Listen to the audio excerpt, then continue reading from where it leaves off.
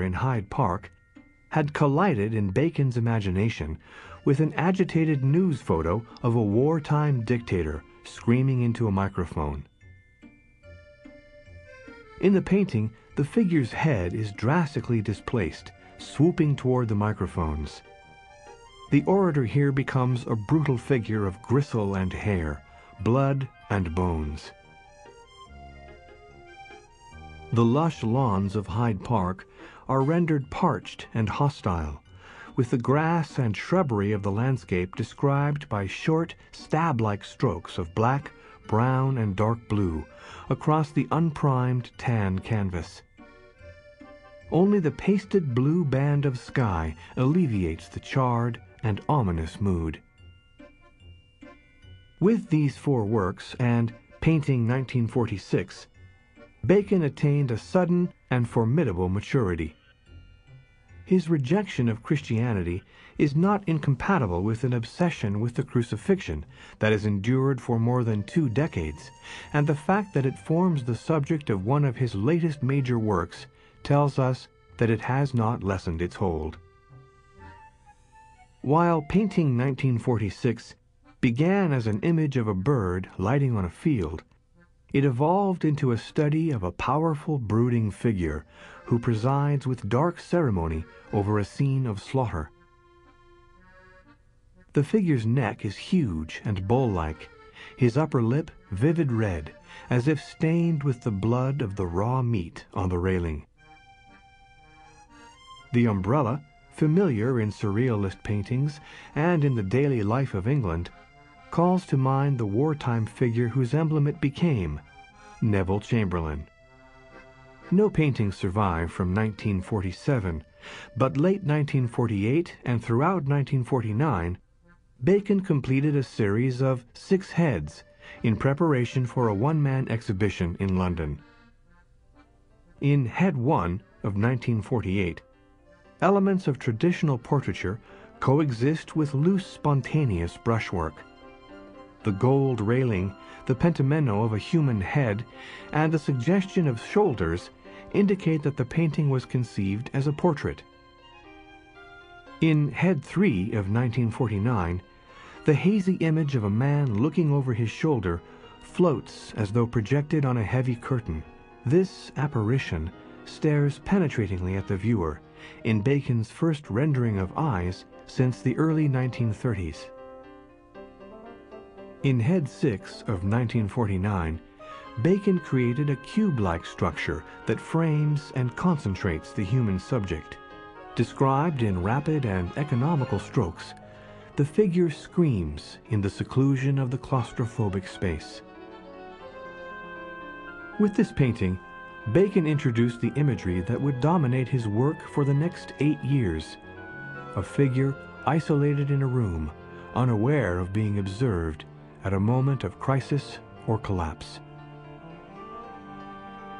As Bacon had updated the image of Pope Innocent X in Head 6, so in Fragment of a Crucifixion of 1950 did he secularize the crucifixion. Pursued by a creature climbing over the blue cross, the shrieking figure in flight from this scene of agony could not be farther from the traditional image of the tragic Savior at the moment of ultimate sacrifice. In this picture, Bacon has introduced for the first time a more or less unrelated street scene in the distance. Popes 1, 2, and 3, painted during the fall of 1951, constitute Bacon's first papal series. While the figure derives from Velázquez's painting, the dark ecclesiastical setting was drawn from a contemporary photograph of Pope Pius XII. The 3 paintings represent his first effort to show the successive actions of a single figure in a series of works. Pope 1 is a relatively static image. The face of Pope 2 is blurred, and Pope 3's features are almost indistinguishable.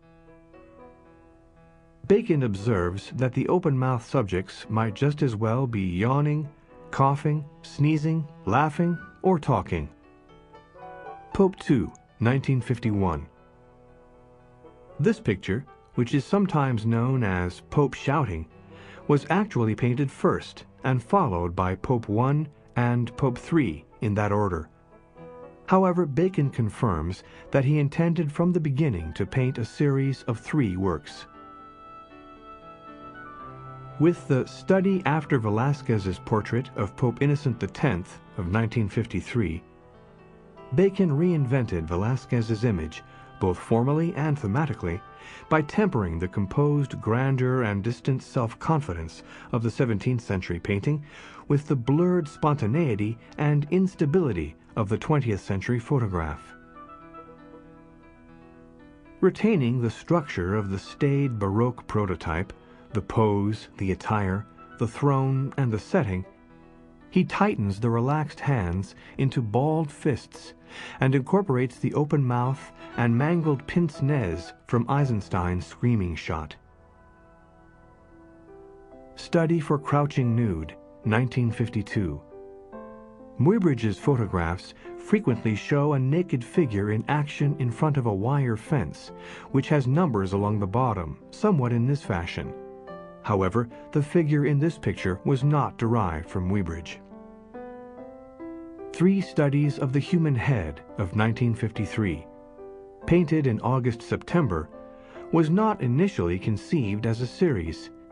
Yet they became Bacon's first triptych exploration of the human head and document the mounting excitement of the figure. His mouth opening wider and his face increasingly wild and blurred as he collapses.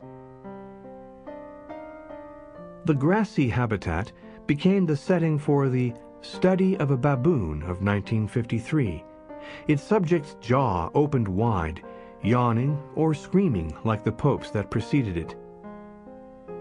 Pressed toward us, rather than separated from us, by the fence that veils the branches and landscape beyond, this wild creature seems to share with us the landscape space of a zoo or game preserve.